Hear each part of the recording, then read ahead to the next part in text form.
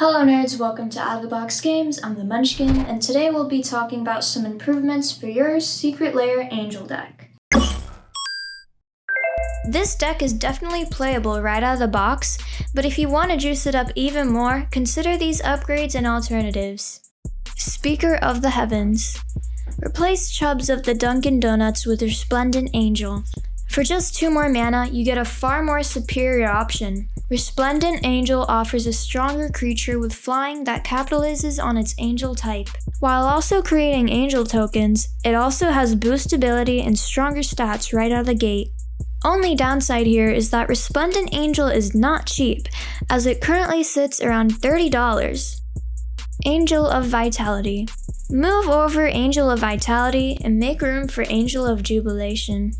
Instead of just boosting itself, Jubilation boosts all of your creatures. It also helps to stifle your opponents if they benefit from paying life or sacrificing creatures. And it has just slightly better stats. All for just 1 extra mana. Angel of Jubilation has been printed only once. You can expect to pay around $10 for a mint copy. Angelic Field Marshal. Decent angel, but requires a very specific condition to cap on its value. Probably better to replace it with something like Serra Paragon to revive some of your dead permanents and gain life. Or, if you have the cash, Battle Angels of Tyr.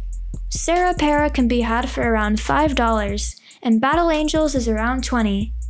Dawnbreak Reclaimer and Ardent Angel. Both these angels are not cheap, and we're not getting a ton of value with them. Dawnbreak can easily backfire since we're potentially reviving opponents' creatures. And Ardent, while a very cool card to have, could end up just being an exiled angel that costed you 6 mana. If you have the cash and want to go crazy, replace both of these with Avacyn, Angel of Hope. If lucky, you'll find a mint copy for low 30s.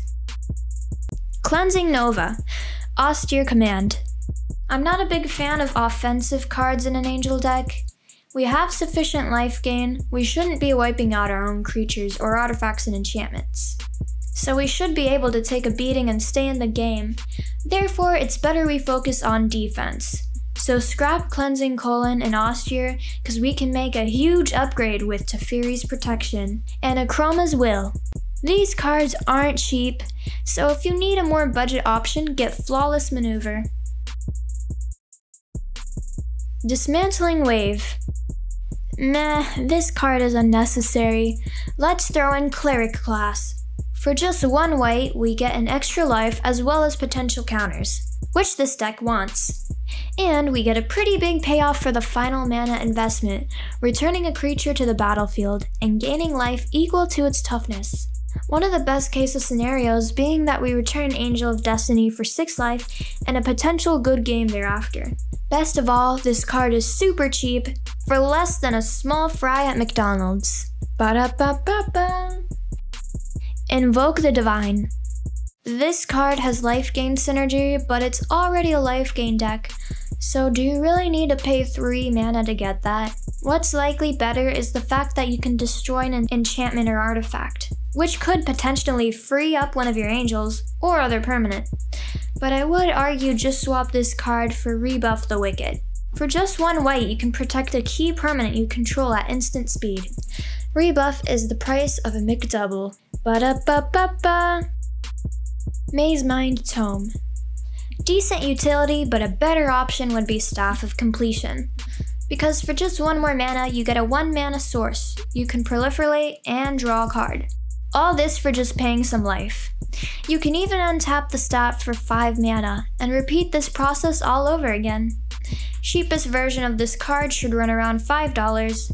Lastly, there is a creature sacrifice option with this card. While you're not likely to make much use of it, it's worth mentioning, in the event you need an ETB creature in the graveyard to revive with something like Cleric Class.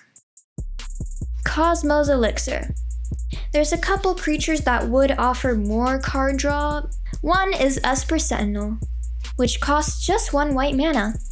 The other is Mangina, a little more costly, but he has life gain synergy, and 2 different card draw triggers. Being creatures, they're easier to target, but I would still consider them being better options. Esper is $20 mint, and Mangina is cheaper at around $1. If keeping one of those creatures alive seems unlikely, just replace Elixir with a utility card like Herald's Horn. Dawn of Hope. On paper, this card sounds good: low mana cost, card draw, weenie token machine. However, in order to get value out of this card, it's going to be a mana suck. Swap this with Folk Hero for under $1. Or if you have the extra cash, Smothering Tithe would be a killer upgrade. Griffin Eyrie. While this card is decent for the cost, there are more competitive possibilities. Luminarch Ascension has the same initial cost, except it can create 4/4 Angel tokens.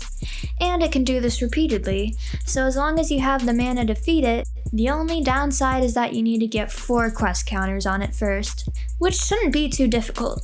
Luminarch is the price of a Happy Meal. Ba-da-ba-ba-ba! Kindred Boon. At 4 mana, I'd rather have Serra the Benevolent. However, we have 2 particular angels that we must protect, so you may want to hold on to Boon. Not so much of an upgrade, but a potential replacement to consider. The Benevolent is going to be a mid-game monster. If you don't mind the whack art of the Rebecca Goye version, the Benevolent will cost you less than $5, and that's for the foiled version. Again, this mention is not necessarily an upgrade, but more of an alternative. Marble Diamond. Scrap this. We already have mana well covered in this deck. I would replace this mana artifact with an equipment artifact. Sword of War and Peace offers so much value for little cost. We get ramp, we get life gain, non-combat damage, and even protection from red and white. This card is devastating when equipped to any of your top angels. Best of all, it's the price of a Big Mac. Ba-da-ba-ba-ba. Karoo. This land is unnecessary.